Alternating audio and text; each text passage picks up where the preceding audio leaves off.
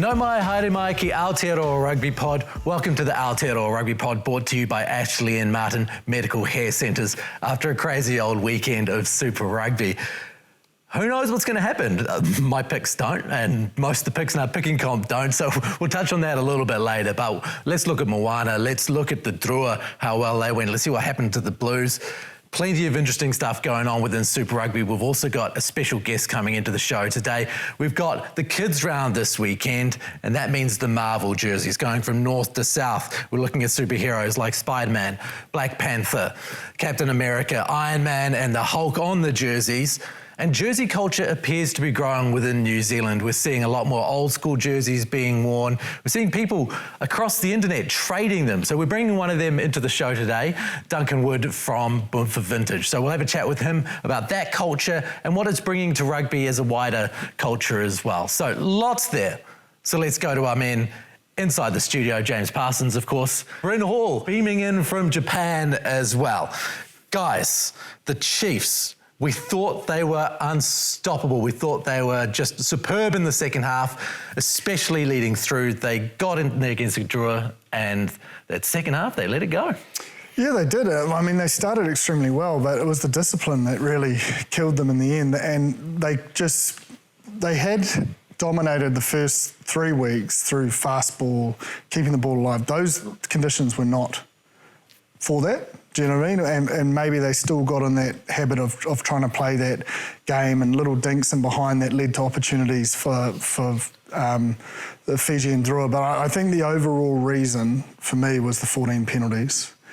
Just put too much pressure on them, didn't allow them to have enough ball, didn't allow them to put the Fiji side under pressure in their half. Territory was the first game, territory-wise, they'd lost, and they'd spent more time in their own half. And I understand it from a conditions point of view why that is, but I actually think the Drua did extremely well. They kicked more times than the Chiefs, which we haven't seen that from the Fiji and Drua throughout the whole time they've existed. They've never kicked more than an opposition. They did it on the weekend, so they continually put themselves in a position to either defensively dominate or build, pressure through phases with a little bit of Fijian brilliance here and there.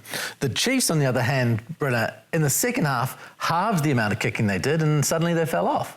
The last probably 15 minutes, I thought, was probably the winning of the game. I think with the amount of pressure that the Fijian Drua put them on through the kicking game, also the number 10 as well was able to put attacking kicks in to be able to try and shape the Chiefs defensively as well. They did bring a little bit of line speed, and they were doing attacking kicks early on in the game, or even to the middle point of that game. And I think the two tries in the 59th and the 65th minute, I think, was the telling point, because I think off that, they felt like they really tightened up the Chiefs. A lot of mistakes. There's a couple from Carter, an overthrow that wasn't straight in, then Sean Stevenson's kind of throw into the touchline. In that last 15 minutes, they felt that pressure of what the Fiji and Drua did with that scoreboard pressure. And I think the tactical awareness, I believe, that they were able to do through the duration of that game. And I also liked in the wet, their attacking game. It was in the 43rd minute. We were dead in the lungy for that try. The progression and growth in their attacking it that the Fiji and Drua have done, they've been able to get one team to one side of the field, and then all their backs are kind of swinging to the open side, so they're kind of trapping 4 or 5 players on that short side, and they're all swinging with animation outside there. So to continue to keep doing that in the rain, a few of the times that they're able to do that, they put the Chiefs under pressure. So there's a lot to like with the Fiji and Drua this week, but I think the biggest thing in the wet and the learnings that they probably have from previous years is that they kicked on their terms, and they were able to put pressure on, not through their running flair, but the game management-wise from a lot of their players with the kicking options. I think as well the Chiefs provided a little bit of pressure on themselves. They failed, which, they've been so accurate in terms of their exits, in the previous games in dry conditions. But in these conditions, 24% of the time they failed to exit, which again was giving the ball back. Whereas on the flip side, the Drua only 4%, which it's literally a role reversal, as normally the Drua have been struggling to exit, and that's been giving teams opportunities to sort of win games late. So it just feels the Drua have made a shift maybe mentally and tactically around. And I really liked, and I wasn't too sure about it when I saw the teams, but Ikanaveri coming off the bench was a catalyst for their leadership and clarity of what they were trying to achieve in those pressure moments. He came on 7 carries, 13 tackles, which was the top tackler. and coming off the bench, you don't normally see that. And he hit 20 rucks as well. So he was busy. He was sort of that action leadership. But even when it was getting tense, you could just see he was like, stick to the plan, stick to the plan. And that sort of experience with energy in the tank has sort of played a big part across the weekend, to be fair. You saw Reimer and Pollard for the Brumbies. They were really crucial in obviously getting across the Blues. So and probably was what the Canes were thinking with Kirifi and co, but the game was obviously being chased at that side, so they didn't get the chance. But I think more and more you're seeing this experienced player, having that opportunity to come off and lead when the game's tight on the bench, and it was a big catalyst to the result. I think also the breakdown turnovers of what the Fijian boys were able to steal the ball. I think with the conditions, and we're probably used to seeing the Chiefs playing that wide, expansive game with Dayamo out there or at 10, whoever it may be, and being able to get to those kind of wider edges or just outside the hard defense. But because it was so wet, the Chiefs had to go a little bit tighter. They played a lot more off Cortez and Atima. They used the short side a lot more to be able to try and nullify the wet conditions. And sometimes when we're playing a lot tighter and that's a lot more condensed, you give opportunities for the breakdown turnovers that the Fiji and Drua were able to do, because a lot of those players, whether you've got 1 or 15 on your back, they're all good over the ball. So talking about good over the ball, Moana Pasifika versus the Canes, 8 turnovers at the breakdown to 2. They were outstanding over the ball in that game. It played a huge role. Yeah, massive. And I think the most important thing for Moana Pasifika out of this is Ardie was off for a half, because the belief it's going to instill in that team that it's not just about one man, we actually could stand on our own 2 feet and do it, is going to be massive for them, but also for Ardie and not having to be everywhere. He can actually, it would have earned trust both ways, to be able to sort of trust that the job can be done. Because if you look at someone like Tupou Ta'iloa, mate, the amount of work he got through, he's sort of been used as an impact man for the Stags and sometimes started, but not always. But, 17 carries for 91 metres, 80% of that across the gain line. So he's getting through collisions, he's driving through collisions. 12 tackles at 92%, only missed 1. And I think that growth right there, and the tight 5 were going well.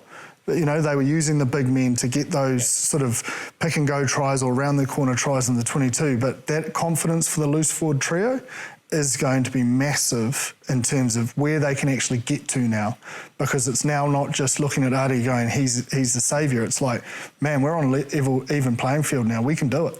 And I think that's the most important thing out of this result than, probably the week before where Ardie was just superhuman. I think also another guy that in the loose forward trio, Miracle Whailangi, I think he has been outstanding for the first part of this competition for the Moana Pasifika. His line-out options, Jip, no doubt you would have seen that. He's a big part of their line-out ability to be able to get the ball on attack and defence. His running ability and his contact area has been unbelievable, and especially with Ardie not being there, I thought he was pivotal in that Moana Pasifika result. And not only him, but their forward back, I thought they went to work, and the physicality and the efficiency of being able to clean the ball and being able to do all the 1%ers and the dirty work.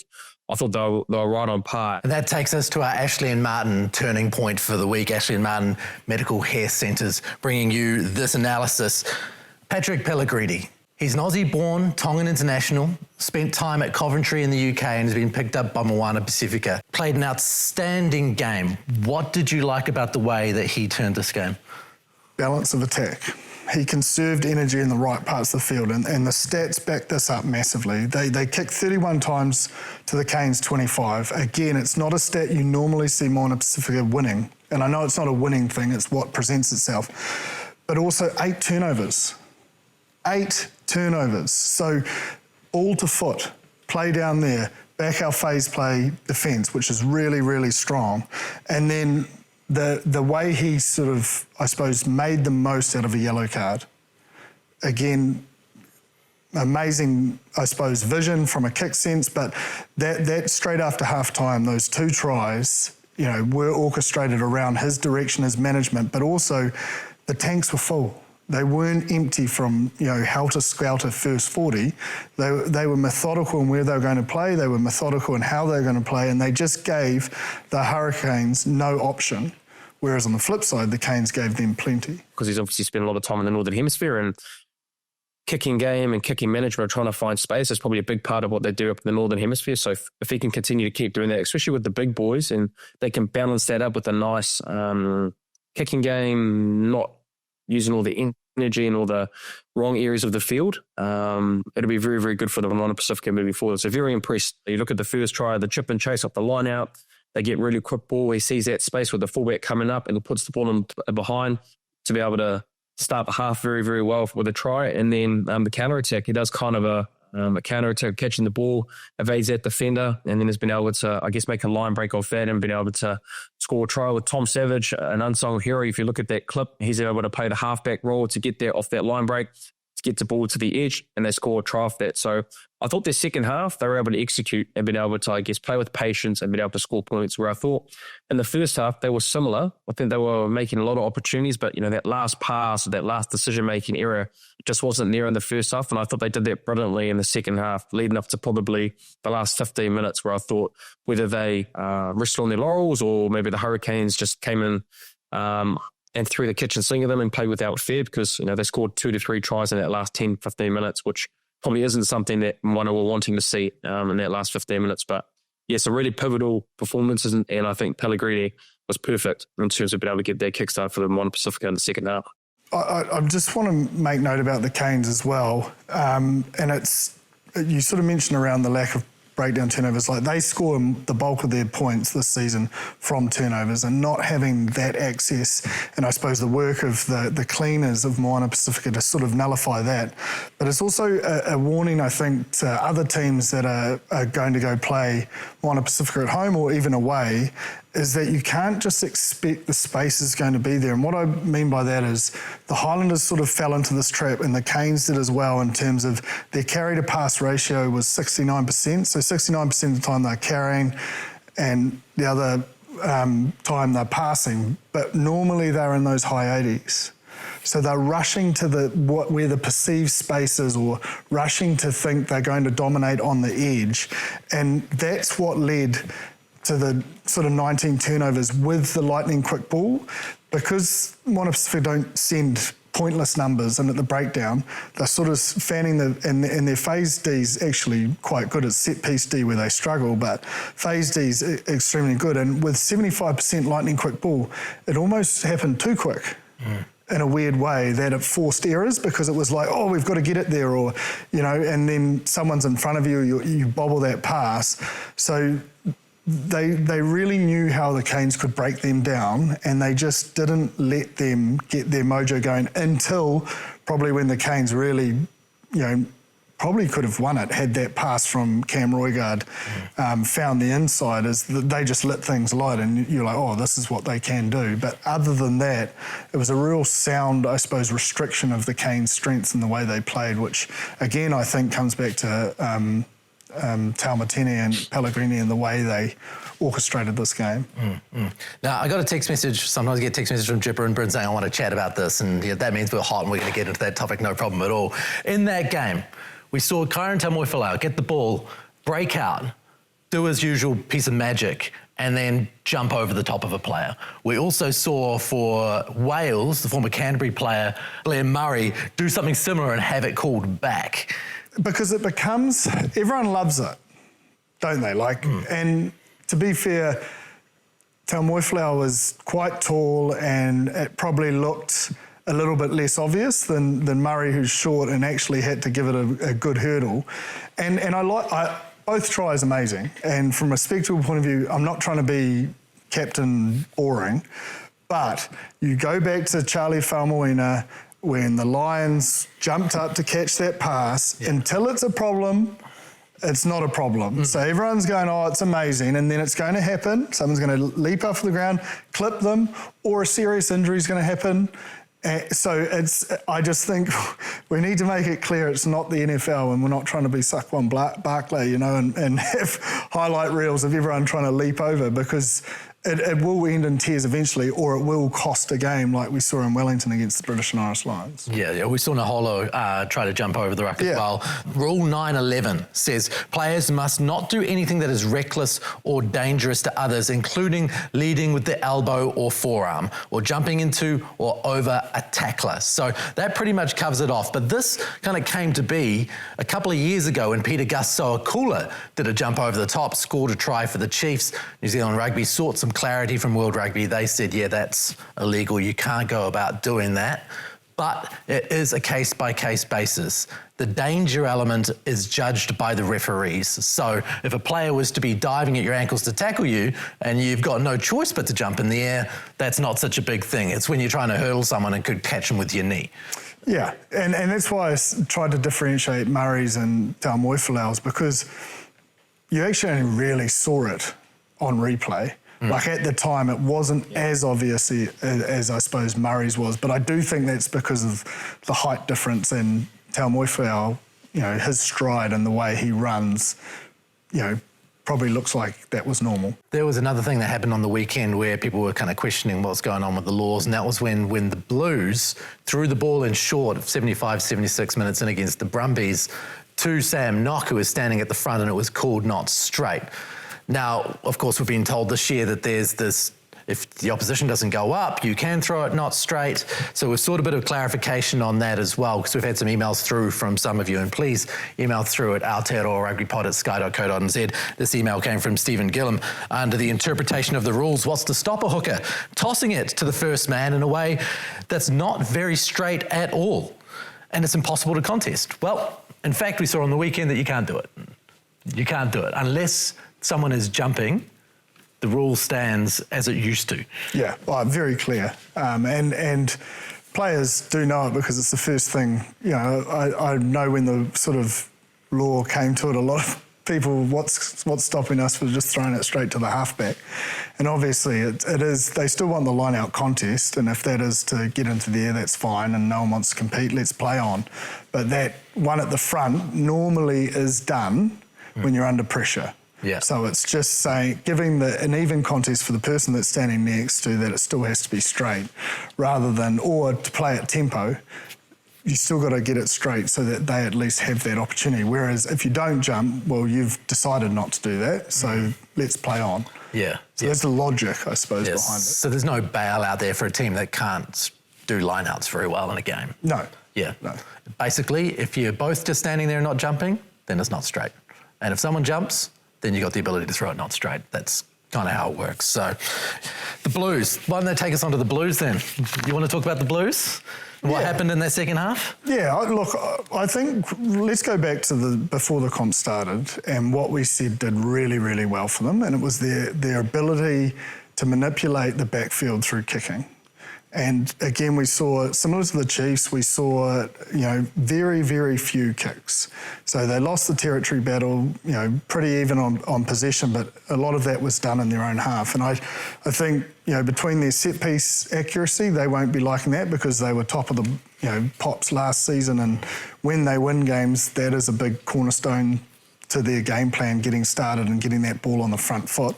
Their kick strat and the amount of kicking versus attacking and parts of the field, and getting that balance of attack right so that you're not spending too much energy.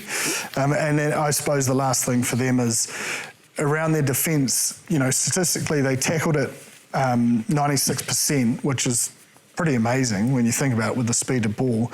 But when you actually go into the numbers of gain line, 50% of those were over the gain line and 16% were on the gain line. So the Brumbies got on the gain line or over the gain line 73% of the time. Like, that is pretty hard. So their scramble was amazing. Like, their work ethic to tackle at 96% with that speed of ball and gain line is seriously impressive, but you eventually can't stop it. And then, or you give an indiscretion away, they take the three, and the game comes down to that and those small moments.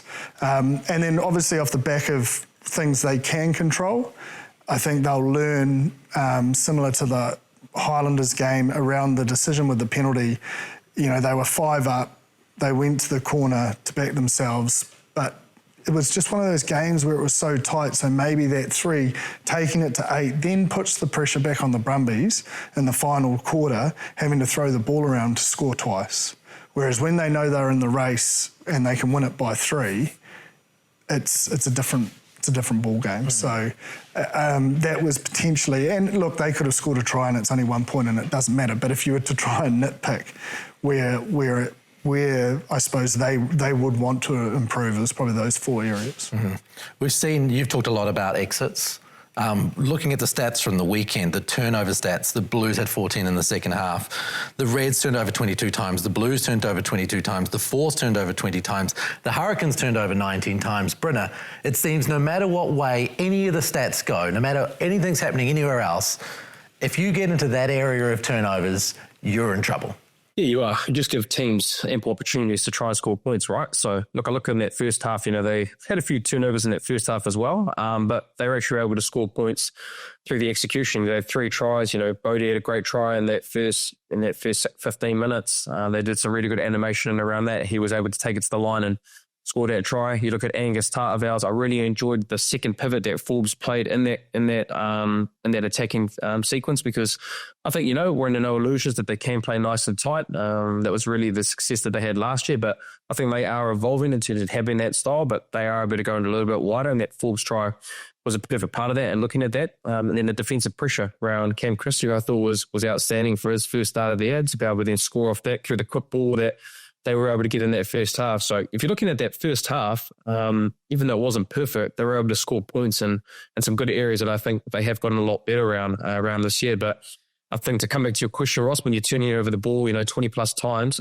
against a Brumbies team, who I thought in the second half were able to hold on to the ball a lot longer. I think there's even one try where Depressini couldn't get the ball away, but they held on to the ball for 21 phases, and they were able to do that, not at the 21 phase count, but a lot higher in the phase count, to be able to build pressure to then give penalties through discipline from the Blues, and being able to put them under pressure that way. And I thought the Brumbies checking game in the second half was really good, especially in the first 10, 15 minutes. They went more contestable base to be able to get that 50-50, and they were able to get some pay out of that as well. So they found a way to find a win against a team that, I guess, struggled in terms of high error count, and probably the exit area. They weren't able to get out of their half as well. So, yeah, it would be interesting to see how the Blues go this week against the Chiefs, that's for sure.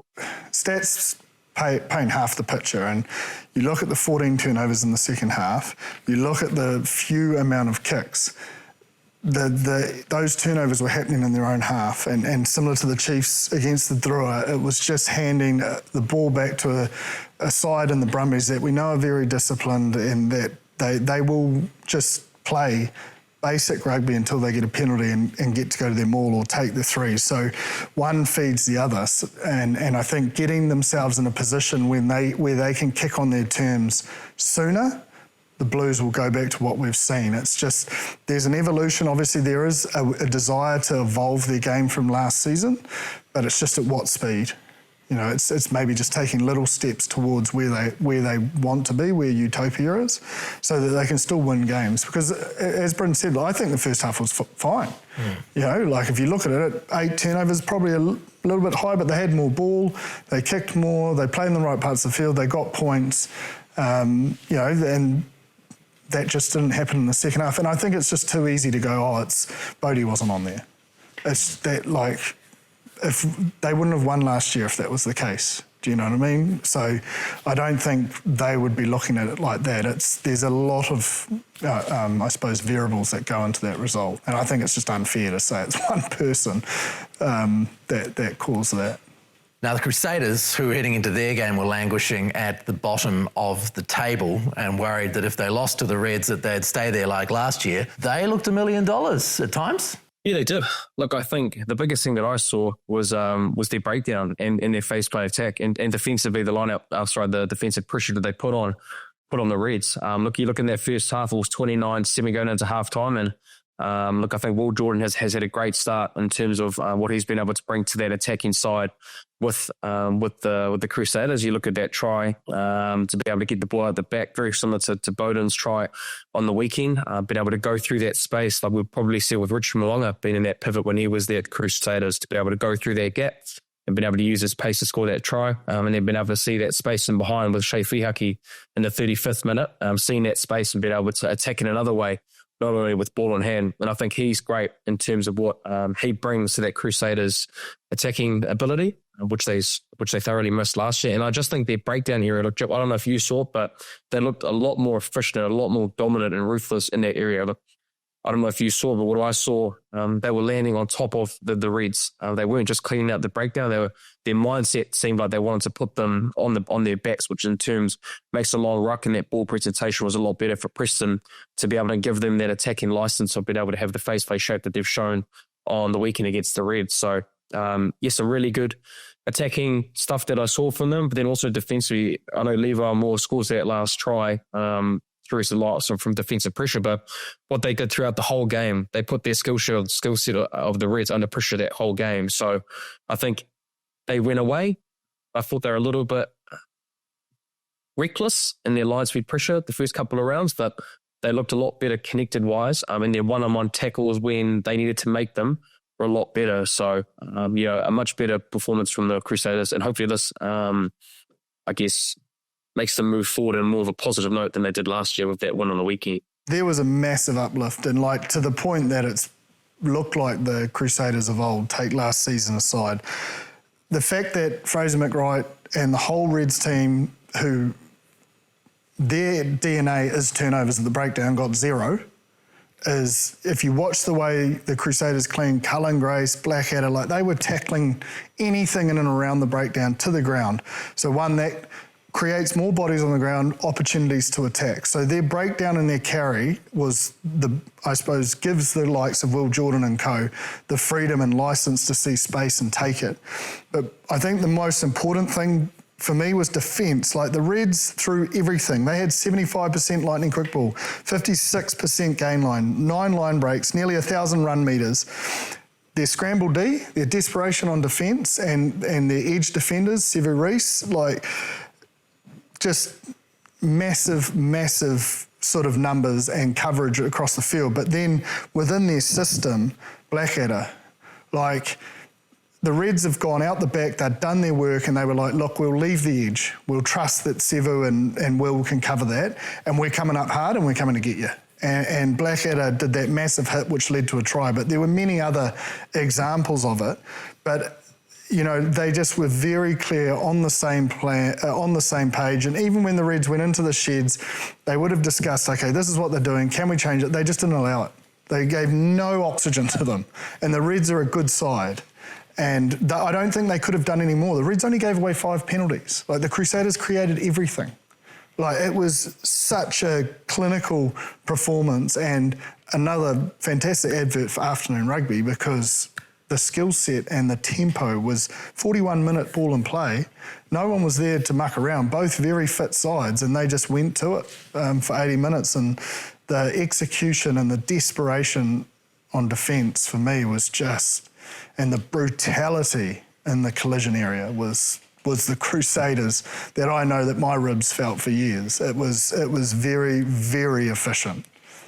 So, as promised, we're going to talk a few jerseys today on the show. Of course, we've got Kids Round coming up, and part of Kids Round is that all of the New Zealand teams are playing in these Marvel jerseys. From north to south, we've got Spider-Man, Black Panther, Captain America, Iron Man, and the Hulk. So, we're having a look at that with a special guest on today, Duncan Wood, a Cantabrian who does Boomfa Vintage. You might have seen him online, and he trades basically in vintage rugby jerseys. Duncan, welcome to the show. Oh, thank you very much for having me. 96 Blues jerseys hovering around? Might have a few around the traps, James. Jeez, I'm going to have to treat you well. Yeah. Treat you well. They're tough to find these They days. are, man, they are. Yeah. We'll see what we can do after. I'm always up for trades. So. Yeah, I've got plenty to trade. Not as many championship jerseys as my old mate. But maybe you could trade one for me, Brynner. Now we're talking. Ah, the Blues. That'll be the right colours. Duncan, I'd just love to know if you got another spare one. That would be great over here in Japan. That's a fantastic jersey. Yeah, I'd love one of those. And I'd actually love to see Jippa in one actually as well. I'd pay money to put Jippa in that jersey. Right, yeah. Let's get back to vintage jerseys before we talk about these Marvel ones. Absolutely. How do you end up getting into trading vintage jerseys for a living? It was never supposed to be that way. It was always just a hobby, and somehow 4 years down the line, I'm doing it full time. But yeah, it just started as a collecting kind of hobby. I was always into watching the highlights on YouTube and kind of just a classic rugby tragic going through the archives. And that kind of turned into buying a few of the old Crusaders jerseys and All Blacks jerseys. And then I thought, hey, if I could buy 5, keep the one I want, sell the other 4, and then I basically get it for free, then that's a good thing, right? And then it started taking up kind of half the house, and my very patient partner put up with it for a while, and then here we are a few years later. It's amazing how big the old school jersey market is, like even across all sports.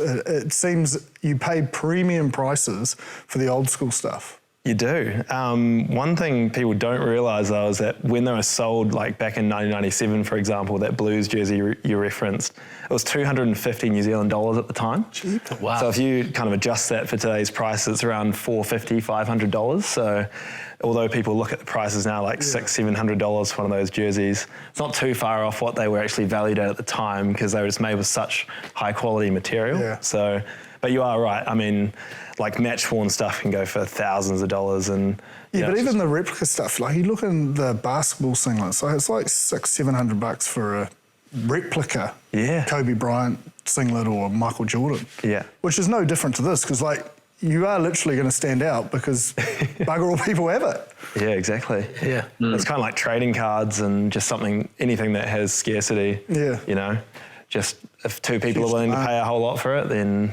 the price goes up. Skyrockets. So, yeah. What's your most prized jersey that you have? You've obviously wearing the Crusaders one, which is great, but if you'd have to give you a top 3 or your top one that you've got in the wardrobe, what would it be? Well, this is definitely up there, hence why I wore it today.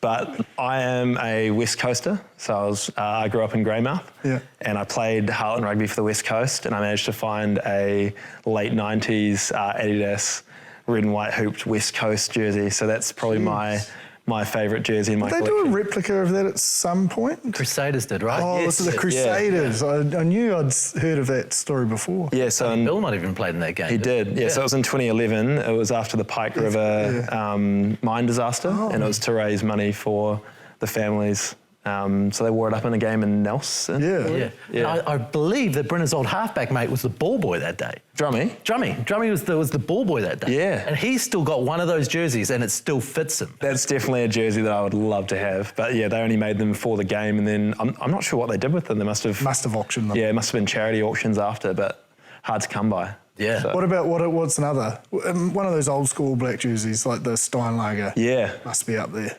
Yeah, I've got one of those, not a match-worn one, but a replica, and I wear that one like all the time. Every All Blacks game I go to, that one comes out of the closet, and they're super popular. Like I always, whenever I can find one, I buy it because fans just love them. They're nice and warm in winter as well, super comfortable, long sleeve, so can't go wrong. And Steinlager patch just looks so good. Oh, it does. And I think that's the problem why you can't redo it, because it's different sponsors and so forth. Yeah, but exactly. I think about even when I was a young fella, I was a rugby tragic. You know, I got a lot of old school jerseys, and at the time when you're like 18, 19 and you're leaving home, I was just like, I don't need that. Yeah. I look back now, I'm like, oh my God, what were you doing? Like, I don't even know where the stuff is. You probably tossed thousands of dollars into the op shop then. It would only fit kids, but still, it's still one of my biggest regrets is I didn't quite see that. Yeah, you hear some horror stories though. Duncan, with the Marvel jerseys that you've seen with all the teams, and obviously being someone that knows his jerseys, what would be your top one that you see out of the 5, and then your worst one? The Chiefs Black Panther jersey. I think it's the closest to their colours. It's just like it's a really cool fit for the Chiefs. You know, they kind of they pride themselves on their culture and their connection to Māori culture, and the whole Black Panther African culture fit really works well. And the necklace kind of just looks pretty fearsome, I think. So that's my favourite. My least, I think you might be able to guess, probably the Hurricanes. I think it's a cool jersey. Like the design is on its own is really cool, but just missing the yellow. They do have Captain Hurricane as their mascot. So some people are saying that might be the reason the Hurricanes chose that hero. I think people are quick to jump on the negatives. But I think the positives are, as you say, kids will be watching the round, you know, like if there's a kid who's kind of into rugby and then their favourite superheroes on TV, who knows, maybe you hook them for the rest of the season, they become a fan, and then also hopefully long term, this is like a great marketing play for Super Rugby. Nice. The other one I thought, the Highlanders, like I actually really like their old green jerseys. I know that they were controversial, but like I feel like they missed a trick by not going fully green, given that heritage that they have with the green jersey on that kit, don't you think? Yeah, I mean, for me it was a perfect fit because of that. It was a bit out of the blue. I think it was 2012, 2011 when they brought out that green jersey, and there was a lot of complaints, especially from the Gore and Invercargill area.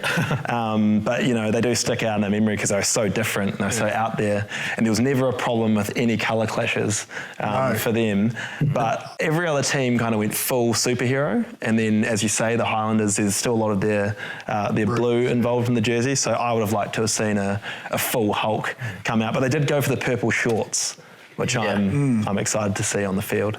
They were probably a bit fearful of backlash after the last green jersey, to be fair. But does that bring us to the fact that sometimes an ugly jersey is a classic jersey? Like, I'm imagining that if you can get your hands on one of those green jerseys, original jerseys, it's probably more valuable than your average Highlanders jersey from the back catalogue, is it? Yeah, definitely. Yeah.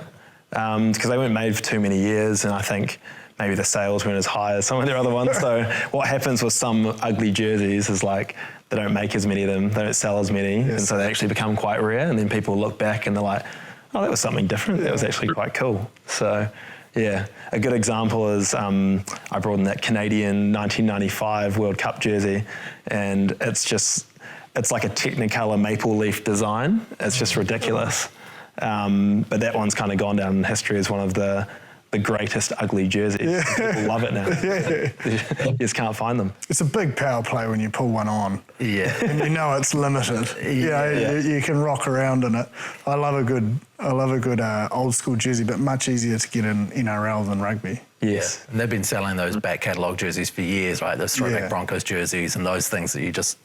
It's great that rugby's into it now. Yeah, absolutely. One must have surprised you that it took this long, but two, can you see a growing jersey community with all of it? Yeah. So when I started, there was already a community established. So I actually got this jersey off a guy called New Zealand Jersey Hunter. He's pretty big on Instagram. His name's Luca. So shout out to Luca for this one. So there was already quite an established community. I kind of slotted in as a young lad, just trying to find my place and learn a bit off them as you go.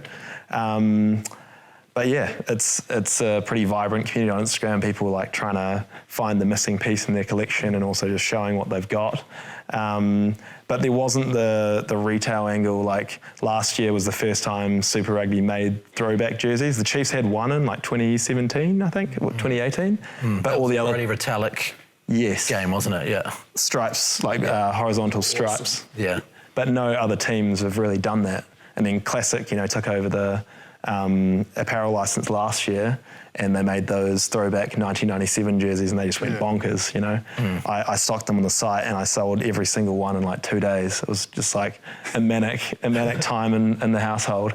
But yeah, to your point, the NRL has been, they're an incredible business model, modelled a lot off American sports, I think.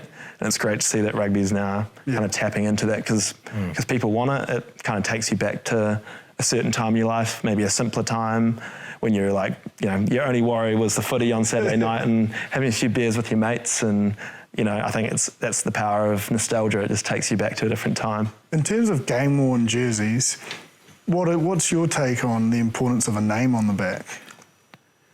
I'm a bit of a purist. I prefer no names on the back. I see a lot of the Six Nations teams have it now. I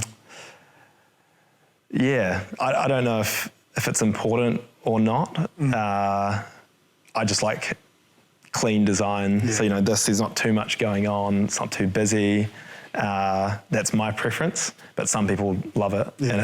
And it can, you can, I guess the one thing is you can verify that jersey belonged to that player and they played in it on that day or whatever. Yeah. And then at retail, it creates that hero, the superhero or the franchise player. Yeah.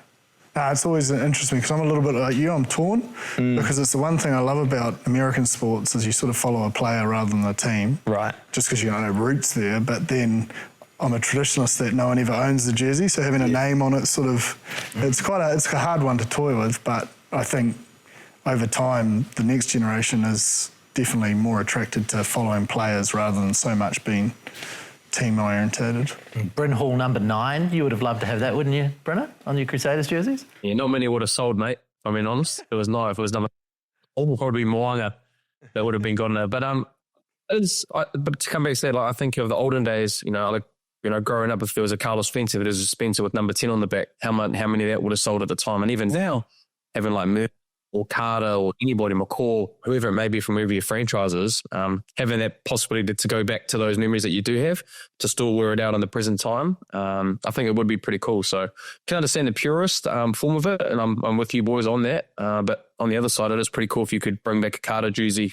That would be quite vintage. I could imagine some people, even most people, would still buy that jersey today. Even if it was just the number without the name on the back, people would be like, yeah, I want that Counties Monaco number 11. I mean, look at that! That is glorious. It'd be back with Walter Little, wouldn't it? It's like 98, 99. Oh, Yeah. geez, that was a little treat under the counties. if you haven't seen it, Gus, we go over to you, mate. Over here. What is this? Do you want to explain what it is? I think it's a 98 training top from North Harbour. Double ASB Bank sponsorship. Yeah, that's a heavy load up. Yeah, so I'm not sure what happened that year, but I saw like the Otago team also had double CCCs on the front, little spates, and just no logos. So that was of that vein. But yeah, you can't beat the 90s. That is so good. Late 90s kits, eh? They're pretty cool. Geez, I wish we'd got Nike as the sponsor through our time there, brother. Yeah. I know, mate. I just saw that. I saw the Nike on the side. So, geez, it would have been some good kit. But yeah, unfortunately, we didn't get there. We didn't get there, memo, did we, Jippa? Unfortunately. Shout out to Adidas, though, that supported us our whole career. Absolutely. Oh, that's just got to be real good there, actually. Yeah, I was an Adidas athlete. So, yeah, shout out to Adidas. But Nike was always nice. Saw the boys rocking around in Nike apparel. They always had the nice, the apparel, the casual wear was always good for Nike. But grateful much more with Adidas. I think the problem they always come into with Nike is boots. Anyway, well, I can see that you can looking at me like, No. don't go down that rabbit hole, James. Go down the rabbit hole. No, but it's just like, probably Beck's boots, sweet as, because they specialise in football boots, but they don't have the good old 8 Sprigger. Yeah. Oh, right, yeah. So when you're engine down room. to a scrum, And so if you are sponsored, like, you have to wear, it becomes difficult to actually get the boots to wear. Yeah. But actually, I'm actually going to pull myself out of the rabbit hole and stop myself. So to say, people are making sprigs onto boots and stuff now, so there's a business in that as well. But Yeah. So solution solved. When I look at this, it's probably our last question before we move on to talking a little bit of footy. Yeah, cool. How do you get hold of these? Like, you're not just on Trade Me or Facebook Marketplace. Where are you getting all of these classic jerseys from? I do go on Trade Me and a bit of Facebook Marketplace, but it started ones and twos, and then I kind of made a bit of a network of people who were going to op shops, and they'd flick me a message like, hey, I've found 5 or 6, and I'd buy them off them in bulk. And then I found a few sellers overseas as well. So some of the jerseys actually come from Thailand, Ukraine, Poland, India, like all over the place. So basically when you drop your stuff off at the op shop, there's often too much stuff, and that gets sold by the kind of pallet load or by the kilogram to these places overseas. And there are like huge secondhand clothing markets where they're sorting through all the sold stuff from like New Zealand, Australia, UK, US, and then it kind of goes through the value chain. So yeah, I've found a few people who are just keeping their eyes out for rugby jerseys, and then when they find a box load, they'll give me a message and they come back to New Zealand. So it's a bit of a big circle, but comes back to the fans who actually want it, which is quite cool, I think. It's awesome. It's probably where all mine are. Do you have a lot of your jerseys left over? Like how much? By playing ones, yeah. Well, Super, you only get a couple at the end of the year. You don't get one every game. Right. But yeah, all the sort of big fixture stuff I still have. But a lot of my mates have taken like old school training stuff and so forth. So if I see that, on trade, man. I'll be disappointed. They're trying to make a buck out of it. Selling them back there. What's your, I mean, I could probably think of what your favourite jersey would be in your collection. Yeah, look, obviously the All Blacks jersey debuts up there, but I think probably beating the British and Irish Lions and the design of that jersey, like Adidas went all out for that. Yeah. And obviously captain that game, and I'm a traditionalist, so playing the Lions, Rory Best, it was, outstanding from my point of view, and then to win the way we did and have a full Eden Park, which isn't always easy in a Blues jersey, that will go down as one of the best memories, I think, and jerseys that I love. Bryn, I'm imagining that there's some championship jerseys that are your favourites. Yeah, probably think the first one in South Africa. That was a pretty unique jersey that we actually had. It was our away kit, and it's got an embroidered on there. First championship, and winning that was a pretty cool one. And then to Jippa's point as well, I think the British and Irish Lions, when I got Conor Murray's jersey, started in that game for the Crusaders, even though we didn't win. Getting his jersey at the time, was a big fan of his, and that's definitely in the wardrobe. And then I think my first Maldives jersey against the British and Irish Lions, funny enough, again. So there's a couple of good ones, but if I had to have the three of them, those would probably be the three that I cherish most. Now, before we go, we've got to talk a little bit of rugby. We'll get you in on the tipping. Okay, so the tipping comp's going pretty good for most people, unless you hit round 4 and suddenly no one knows what on earth is going on. I think the highest points was 3. People picked 3 games out of 5, which shows you how great this tournament is. Crusade on 14 points. Bryn and Jippa are catching up. Jeez, I've been woeful. Yeah. Anyway. Yeah, no, we're right in it. So let's have a look at these games coming up this weekend. And remember, have a look at the QR code below. Use your phone. You can get tickets to head along to these games. Firstly, we'll start with you, Jippa. The Highlanders at home against the Hurricanes. Oh, my God. Why did you come to me first? Hurricanes. Hurricanes? 1-12. Really? Why's that? I just think they have to come right. Their season is literally on the line. It's a short competition. Obviously the more results from the weekend will help. Keep sides at the lower end in frame for the top 6, but you just look at that side and the way it was sort of building around Godfrey. There's enough to know they can turn. They can turn a corner. Yeah. It's never easy coming off a bye either. I don't know why that is, but sometimes it's, that you lose that edge or something. You get that time away. So everyone always thinks you come back fresh, but you're actually trying to... With Jamie Joe, they won't struggle, but they'll be ready. But I don't know. I just feel like the Canes have to turn. Yeah. They've just got too much there. Too much potential. What do you reckon, mate? I'm picking the Highlanders. I think it'll be close as well, though. But the kind of grit they showed down there against the Blues, maybe the lunchbox is going to turn into a bit of a fortress for the Highlanders this year, and yeah. The lunchbox. I like that, the lunchbox. I haven't heard that one. Yeah, I'm going Highlanders as well. What are you going for, Brenner? Yeah, I'm going to go the Islanders. I think just the way that they've been playing, I think that kind of result against the Blues will just galvanise them to continue to keep getting better. As long as Tavatavanawai, Tangitao's playing well, and that full pack can have that grit, determination and care that they showed against the Blues, I think it'd be a little bit too much for the Hurricanes. So, yeah, I think what Jip was saying are struggling at this time, and you'd have to think they'll try and sort out their turnovers. They had so many in that Moana Pasifika game, and that's something that they're going to have to really tidy up, because there's enough talent there, but the unforced errors on the weekend were just far too much, and Moana made them pay. But I'm going to go the Highlanders based on that performance against the Blues that Duncan just touched on. What about Brumbies Drua? What are you thinking? I'll be going the Brumbies. Effectively going to Canberra. Have to agree. Yeah, Drua haven't won away for 2 years now, is it? So they've come close, but Brumbies at home. Yeah. I'm spicing it up. Drua. You're spicing it up. They should be 4-0. Yeah. Honestly, they should be 4-0. And they've only got themselves to blame. I just think, imagine beating the Chiefs, top of the table. Everyone's saying they're unbeatable. You go and do that at home, and I think they've just got to get over this hurdle of winning away. And this is the weekend. And I've just got a bit of edge towards the Brumbies, of course. Why's that? Ruining my weekend. Oh, right. Okay. Crusaders v Force. Crusaders. God, they look good. Yeah, they look pretty sharp. Yep. Yeah, Will Jordan was walking through tackle. Oh, mate, just the whole thing. The machine's back in function. Yeah. I'm not going to ask you. Yeah, you don't have to ask. I'm not going to ask you. We know where this is going. Right, so let's move on now to the Chiefs versus the Blues. Brenner, what are you seeing there from the Chiefs? Are you seeing a big comeback? Yeah, I think it'll be a pretty tough review for those boys coming back. And they've probably got one away, even though they went to Fiji in pretty tough conditions. I think we actually will see a bounce rate from the Chiefs. I think with Beauden Barrett actually going off in that first half, I thought they looked really good with him. They played some really good footy in that first half, and unfortunately when he went off, I feel that the game changed a little bit. That's no disrespect to Harry, but they look like a different team with Bodie at 10. So I think with him not being there and the Chiefs coming back from Fiji, I reckon they'll get in a good result and beat the Blues. Go on. Do it, like. I'm going to do the same as I did a few weeks back, and if you look at everything statistically, performance-wise, the Chiefs should win this game. I will continue to pick the Blues because that's my personality. I'm stubborn. But that is definitely with my heart. What do you think the Blues have to do to beat the Chiefs? We just don't have that sort of time at the end of the show, Bryn. So,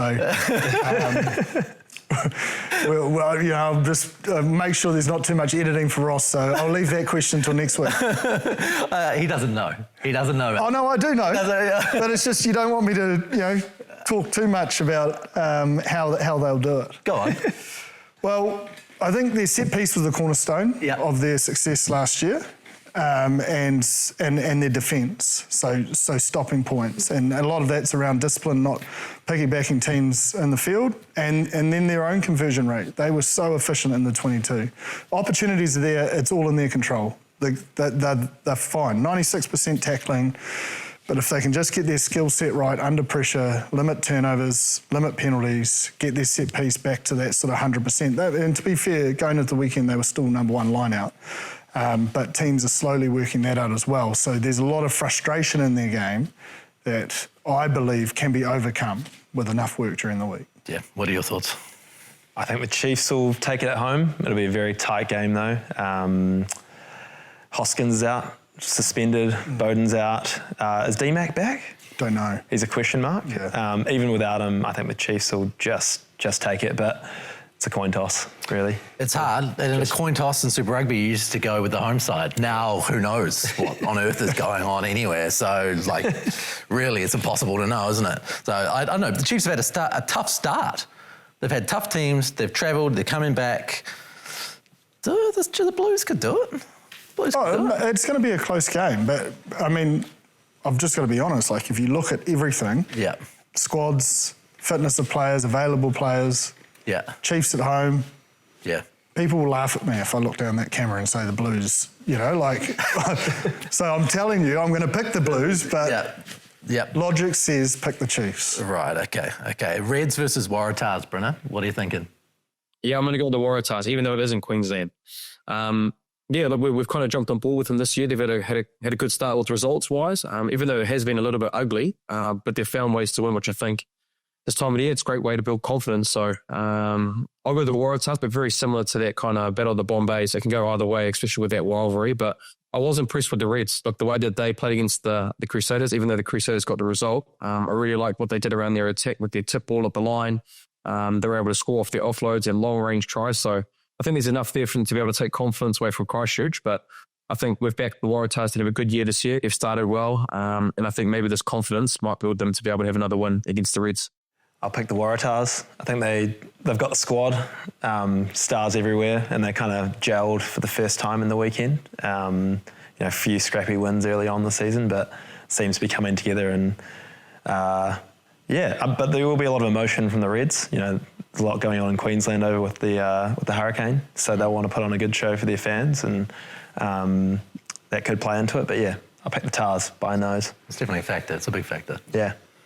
I'm going to go the Reds, and I know I pumped the Tars up. I think that result was more about the force than the Waratahs. 20 turnovers, 19 penalties. How can you not win a game? I still like the Reds. I know they got toesed up by the Crusaders, but the Crusaders were pretty efficient, and the Reds actually didn't give them a lot of opportunity. The Crusaders created that space, so I'm going Reds at home. Excellent. Well, there you go. Another huge weekend of, I'm sure, plenty of upsets, and all of the things we've just said will be completely wrong. Because who knows in Super Rugby 2025 what on earth is going to happen. So make sure you don't miss the action. Make sure you don't miss us next week on the Aotearoa Rugby Pod. Thank you for tuning in. Thank you for sending us your emails to aotearoarugbypod@sky.co.nz. Thank you to everyone who helps us create the show and put it to air. We'll see you next week. And thank you very much, of course, to our sponsors, Ashley and Martin Medical Hair Centres. Mā te wā.